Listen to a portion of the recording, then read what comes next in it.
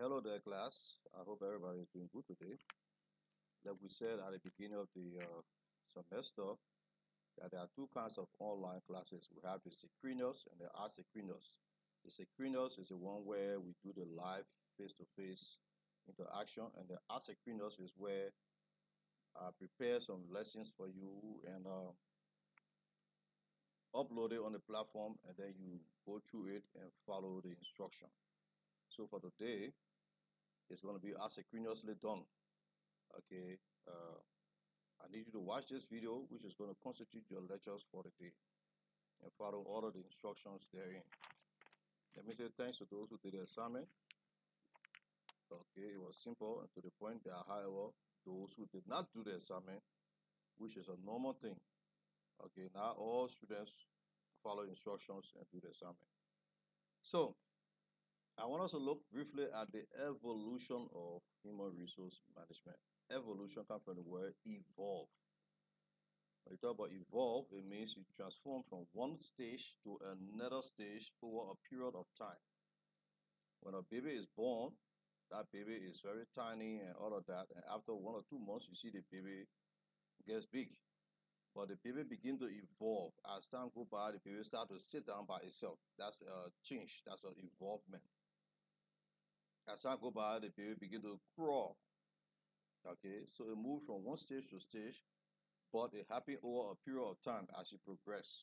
From crawling, the baby begin to hold things to stand, and then later on, the baby begin to walk.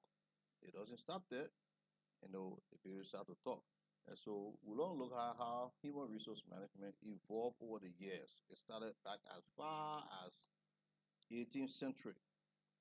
Okay, so if you look in the notes we have the 4 different stages of evolution of human resource management. You got the Industrial Revolution, we have the Scientific Management, we have the Human Relations Movement, and lastly we have what we call the Modern HRM and Strategic HRM.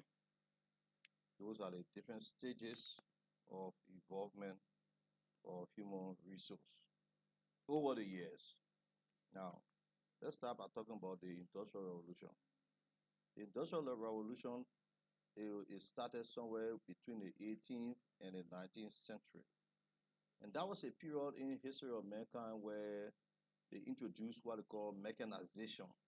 They introduced what they call the factory system, the mass production. That is when people begin to put together entities that will produce things on a higher scale. Before, if they were producing wheelbarrow, it would be like one person produce one wheelbarrow and that's it. But the Industrial Revolution is where a whole company come together and begin to focus on producing so many wheelbarrows. That when the idea of the factory came into being. But under those conditions, they have workers that are moving from the farm. They went to the factory to start working, and a lot of concentrations to one place, where you have plenty of people now working in one factory to produce things. The working conditions used to be harsh. There were child labor. The workers didn't have any rights. Labor unions started to come up small to begin to fight for better conditions. Now, when it comes to human resource, those days under the Industrial Revolution, there were no organized human resource department. There were no organized HR department. But there were people who were like maybe some people responsible for welfare, and maybe some people who were responsible to manage the workers and all of that, in order to deal with things like grievances, maybe disciplining them, the welfare, all of that. So, but there were no established human resource department. That happened under the Industrial Revolution. That's the first stage of evolution for human resource. It started in the late 18th century and ended in the 19th century. Now, after that stage came what we call the Scientific Management era. That happened in the early 20th century all the way to 1910 to 1930. Okay, and it was developed by a guy called Frederick Winslow Taylor. Now, what happened in this stage, the emphasis there were on working with effectiveness, efficiency, being able to produce correctly, and to work in such a way that you did not utilize or waste the resources. And so, what some of the key principles that were associated with the scientific management era? There was standardization of tasks. For example, people working in the factory now, there's the work that you had to do as a wheelbarrow manufacturer. They made it standard so that any factory you go into to face wheelbarrow, there's one way to do it. They standardize the tasks. And then they came up with one best way of performing the job. They were training workers how to follow specific methods, and there were very close supervision and control. Now, so if you see, you compare the Industrial Revolution to that of the Scientific Management Revolution or era, things improve a little bit. And where was human resource in this whole thing? You noted that there was no human resource department in the Industrial Revolution side. But in the scientific management, there was a focus on recruitment, training, and performance. Because why? In order for people, since they were making the job standard now, so for people to start working and producing wheelbarrow, you must have some knowledge about how to produce wheelbarrow and all of that. So there was recruitment done. Yeah, when people started to recruit, go through recruitment, and then they say workers were being treated more like machine parts and not as individuals. Okay. Uh, so it was like they were not giving them humane treatment. They were not being treated very, very good in terms of human relation. Okay. And so in that era of scientific management, we found out that all of the assignments began to be organized. The things that people had to do, they were producing car. Those who were to do the tire, there was one way they taught them how to do the tire, and there were some rules and regulations on producing tire. To do the tire, everybody must follow this instruction. So if you go to factory A, if they're producing car there, the same instruction for tire, you find that same instruction in factory B. That's what we call the standardizing of the tax. And so that is the scientific management era. It ended somewhere in the 1930s. Now, if you look in our lecture notes, the next evolution period is what we call the human relations movement.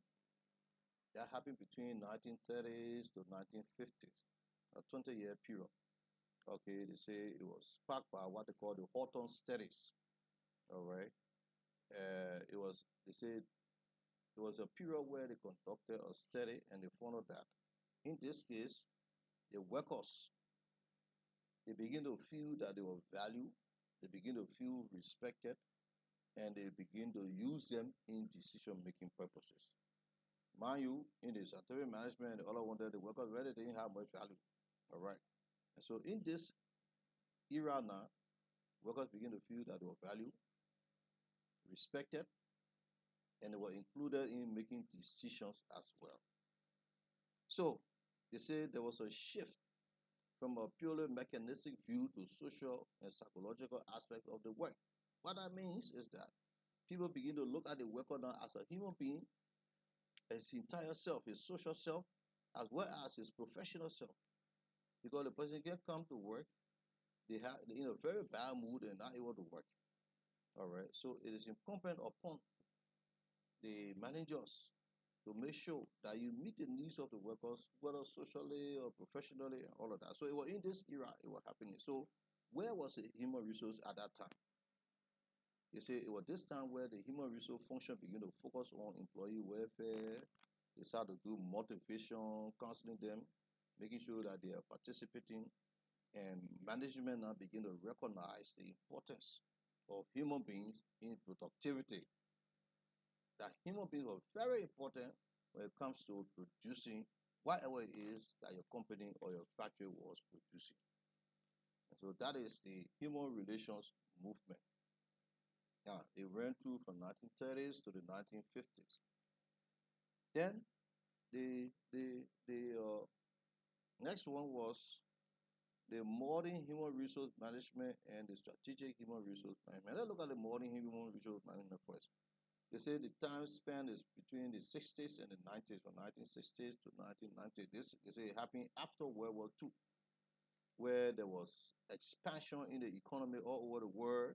workers begin to get their rights. They will have equal opportunity, and they start to consider the diversity of human beings and all of that on the job.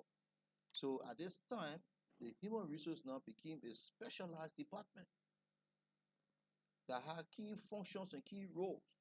Nobody could just be a human resource or work in a human resource department without learning and understanding what it is about human resources. All right, that's what they call it the modern human resource management era.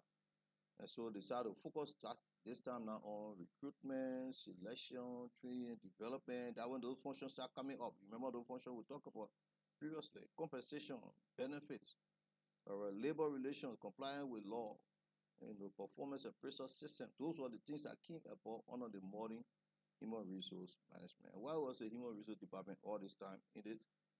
The human resource department now they move from what we call administrative or welfare roles to broader human resource, broader personnel management.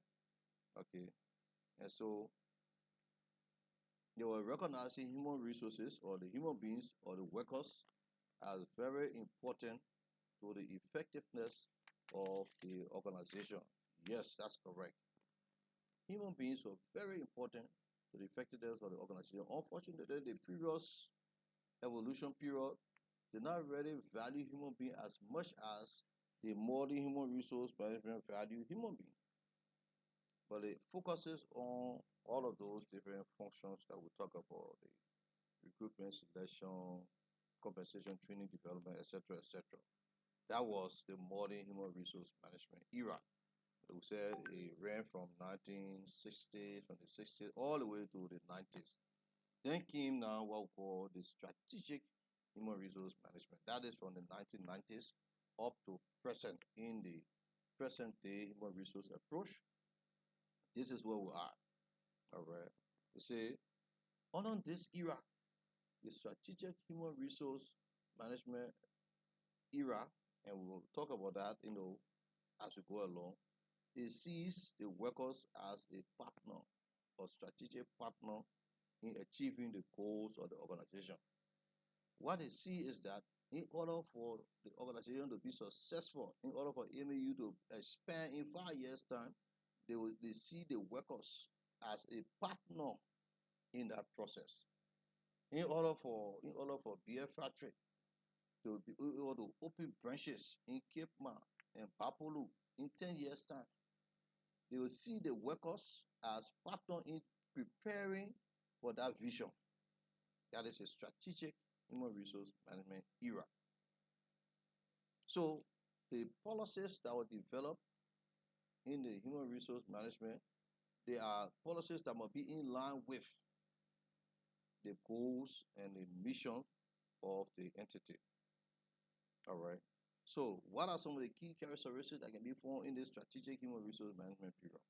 One, you say workforce planning and talent management. That's correct. The workforce are the employees now. They are working along with the entity to plan the future of the entity. They say employee engagement in cultural building. Yes, you engage the employee in establishing and developing the culture of the entity. The use of technology. You have artificial intelligence and all of remote works and all of that. Those are different things that come about in the strategic human resource management era. So if you look at it, the bottom line of the strategic human resource management era is a time where workers become a part of the planning process for the entity. And because of that, globally, all right, you have what they call diversity, you have multicultural, you have international teams, you got emphasis on innovation, competitive advantage to people, and different things are happening in the strategic management era. All right. And if you look at it, what becomes of the human resource department? What they do now, they have the HR leaders that are part of the senior management now. They sit along with the senior management to be able to plan the future of the company or of the entity. Now, even though they say this strategic human resource management is from the 90s up to present, I need you to know that not every country or not every entity is practicing strategic human resource management. Right here in Liberia, I do not believe that strategic human resource management is being practiced. I do not believe that human resource directors or bosses or so are sitting down with senior management to plan the future of the entity. If any one of you know it happening, let me know and I'll be happy to hear that. But this is what is happening in the strategic human resource management. There's a modern one. There's a shift from cost control to value creation. You're trying to create value with your workers and increase the value of the entity or the company. And you see now employees are being seen as key assets and sources of competitive advantage. For those who do accounting, you know what assets are the things that you own, the valuable that you own. And so, the strategic human resource management era, employees are seen as assets for the entity. Because why? They give the entity what they call a source of competitive advantage. Competitive advantage over your competitor or over your rival. What do we mean by that? You look at the teachers at AMU. If you find out that 99% of the teachers at AMU all have PhDs, you give AMU a competitive advantage over maybe UMU that have 55% of their teachers to be PhD. That's what you call competitive advantage. If you have your workers to be maybe more trained or better and all of that over the workers of one of your competitors, it puts you in a competitive advantage era. And so under the strategic human resource management, it's an era from the 90s to present that is focusing on bringing human resource and aligning it with the policy and the goals of the entity, where you have the human resource managers that are supposed to be working along with the entity to meet the strategic goals of the organization. And so, to conclude, you say human resource management has evolved. It moved from welfare and control, which is under the Industrial Revolution, to efficiency and productivity, which is under the scientific management, and then move to motivation and the human factors, which is under the human relations, and then move on to structured personnel management, that is under the modern human resource management, and then it ends to the strategic, which is alignment with the business strategy. So today's human resource is focused on the future. It's dealing with globalized activities.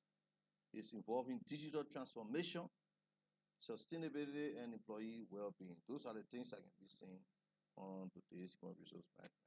So I thought to drive you through briefly for today on what our focus is when it comes to the evolution of human resource management. So you can see clearly that human resource management moved from way back from the 19th century, 18th, 19th century, have reached all the way to present day. And that is where we are, and that is where it's going. And if there is going to be any other era or evolution of human resource management from now, where we don't know yet, we have not heard it yet, but we are presently in the era of strategic human resource management. Even though, like I said, I cannot prove that it can be found in Liberia in our various entities and businesses and how other people. So thank you very much for your time. Thank you for your listening pleasure. When we meet again on Thursday, we have more to come. Have a great day.